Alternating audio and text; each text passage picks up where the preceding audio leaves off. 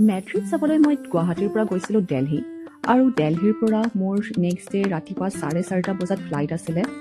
ফ্লাইটখন যিহেতু ডুবাই হৈ গৈছিলে আৰু ডুবাই এয়াৰপৰ্টত আমাৰ লেঅ'ভাৰ আছিলে 8 ঘণ্টাৰ, গতিকে গোটেই এয়াৰপৰ্টটো আমি ঘূৰি ফুৰি লাঞ্চ কৰি কটালোঁ। আৰু এয়াৰপৰ্টটো ইমান ধুনীয়া আৰু ইমান ডাঙৰ আছিলে আৰু চাবলগীয়া বহুতো বস্তুৱে আছিলে, গতিকে সময়খিনি কেনেকৈনো পাৰ হৈ গ'ল আমি গমেই নাপালোঁ।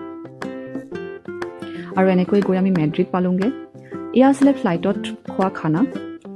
এয়া মেড্ৰিডত মই থকা হোটেলখনৰ ৰুমটো। এয়া হোটেলৰ বাহিৰৰ পৰিৱেশটো। ইয়াত ৰাতিপুৱা 8:30 বজাতো এনেকুৱাই আন্ধাৰ হৈ থাকে। এয়া আমি ব্ৰেকফাষ্ট আৰু লাঞ্চত খোৱা খানা। ইয়াত বিভিন্ন ধৰণৰ খাদ্য আমি খাব পাইছিলোঁ।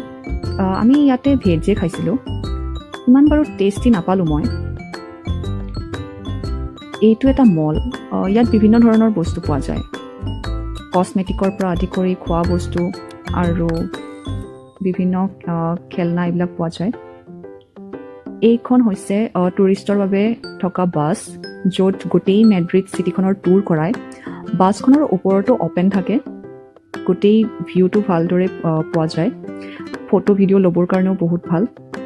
আমাৰ লগত বহুতো জেগাৰ টুৰিষ্ট আছিলে, সকলোৰে লগত এই টুৰটো কৰি বহুত ভাল লাগিলে। এই টুৰটো আচলতে দুটা টাইপৰ থাকে।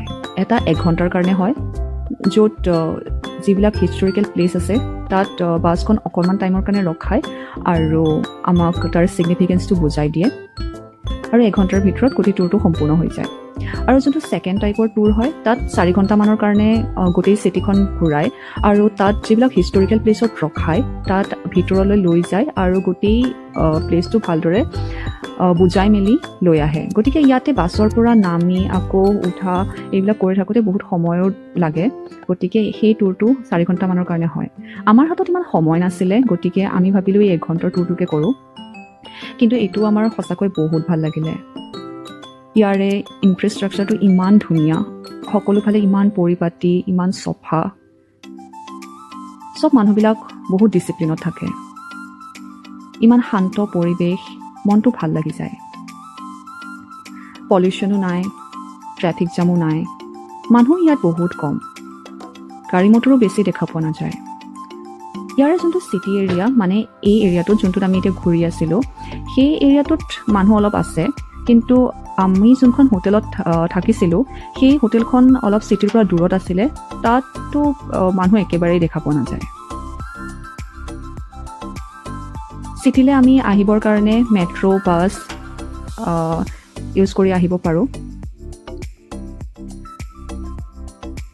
আৰু চিটিত শ্বপিং কৰিবলৈও বহুত দোকান আছে, শ্বপিং মল আছে, কিন্তু প্ৰাইচটো বহুত বেছি হয়। ইয়াত আমি 5 দিন অলৰেডি কটাইছিলোঁ আৰু ইয়াৰে খানা খাই আমি আচলতে অলপ ব'ৰ হৈ গৈছিলোঁ, কাৰণ আমাৰ ইমান হেবিট নাই। আমি ইণ্ডিয়ান খানাৰ বিচাৰি ঘূৰি ফুৰিছিলোঁ আৰু তাত ইণ্ডিয়ান হোটেল বিচাৰি পালোঁ ফাইনেলি, আৰু তাত যি খানা খালোঁ সেয়া সঁচাকৈ বহুত টেষ্টি আছিলে। আৰু ইণ্ডিয়ান ৰেষ্টুৰেণ্টবিলাকত এটা কথা ভাল লাগিলে যে ষ্টাফবিলাকেও হিন্দীত কথা পাতে, তাত হিন্দী গান বজাই থোৱা থাকে। আমি মানে ইণ্ডিয়াৰ মানুহবিলাক য'তেই যাওঁ, ইণ্ডিয়াৰ খানাটো নাপালে আমাৰ মানে পেট ভৰা যেন ফিলেই নহয়। তো এনেকৈয়ে আমাৰ টুৰটো কমপ্লিট হৈছিলে।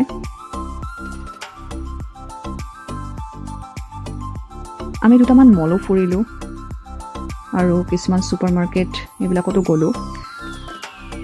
ইয়াতে কিছুমান কছমেটিকৰ বস্তু বহুত কমতে পায়, যেনে বডি লোশ্যন, বডি ৱাছ, এইবিলাক বহুত কম দামত পায়, মানে ইণ্ডিয়াৰ যোনটো প্ৰাইচ হয় তাতকৈও বহুত কম দামত পায়। তো গতিকে মই তেনেকুৱা বস্তু বহুত কিনিছিলোঁ। আৰু ইয়াত বেছিকৈ অলিভ অইল খোৱাৰ কাৰণে ইউজ কৰে।